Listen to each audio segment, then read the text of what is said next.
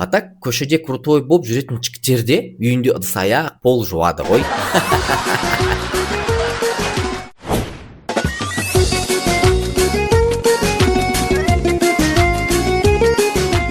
Мұғалім мен оқушының әңгімесі. Сен емтихан тапсыра алмайсың, білімің жетпейді.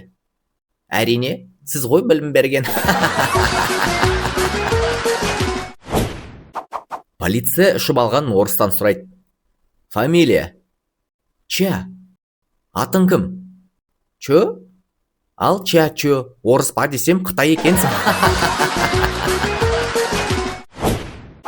Баяғыда екі помидор кетіп бара жатады. Сол кезде бір помидорды машина басып кетеді.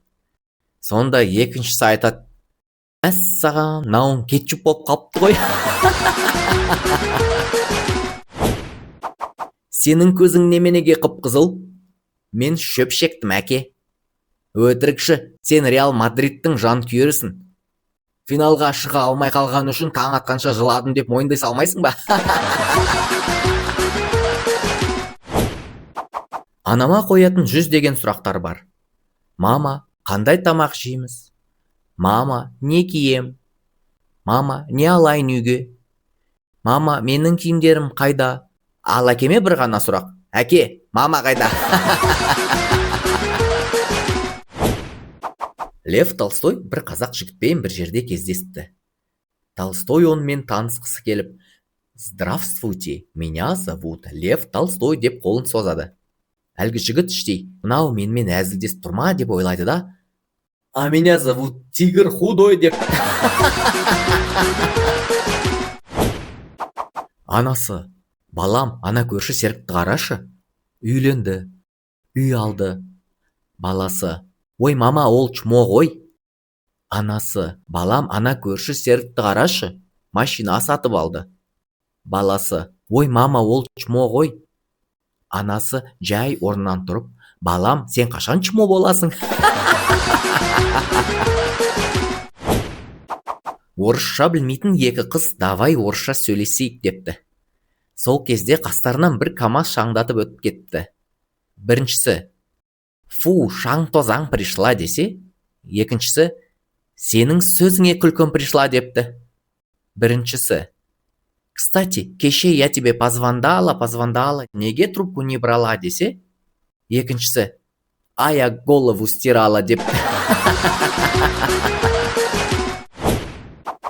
Қала көшесінде топырлаған көлік, құжынаған жұрт, улап-шулаған адамдар бір жерге ұйлығысып қалыпты. Бір анығы, әйтеуір әлдекім әлдебіреуді басып не қағып кеткен. Бір журналист өзінше пысықтық танытып оқиға орнынан тікелей репортаж бермек ниетпен жиналған көптің ортасына келігіп: мені жіберіңдер, мен осы апаттан зардап шеккен жанның туысы едім деп көпшілікті бұзып жарып ентелей қасына жетіп барса, қағылған есек екен. Бір кісі әйелін тексеріп көрмек болып, әйеліне былай деп хат жазып қалдырыпты: мен сенен тойдым, жыныма тиіп біттің, үйден кеттім, аман бол деп хатты тумбочканың үстіне қойып, өзі кроваттың астына жасырынып әйелін күтіпті. Қазір әйелі келіп хатты оқып қиналып, құрбыларына звондап жылағанын көргісі келді. Сағаттап күткен әйелі де келді, хатты көріп оқыды. Бірнеше минут үнсіздіктен кейін әйелі қолына қалам алып, бір парақ қағазға хат жазып, үстел үстіне қойды. Әйелдің көңіл күйі түспеді, керісінше қуанышты көңіл күймен музыка қойып, билеп, оянып, сырланып киіне бастады. Қолына телефонды алып, нөмір теріп, біреуге звондай бастады. Күйеуі құлағын түріп тыңдап жатыр. Сәлем қымбаттым, мен дайынмын, қазір саған барамын. Менің ақымағым өзі үйден кетіп қалыпты. Қалайша осы ақымаққа күйеуге шықтым екен білмеймін.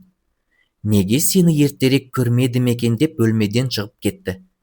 Бірнеше секундтан соң есік ашылып жабылды. Әйелінің болысын көрген күйеуі өз-өзін іштей жеп, өмірден түңіліп, көзіне тоқтаусыз жас келді. Көзінде домаланған жаспен күйеуі кроваттың астынан сүйретіліп, әрең шығып, әйелі жазған хатты оқуға асықты. Көзінен тоқтамай жас тамып, қолы қалтырап хатты оқи бастады. Кроваттың астынан аяғың шығып жатыр. Мен дүкенге нан алып келуге кеттім.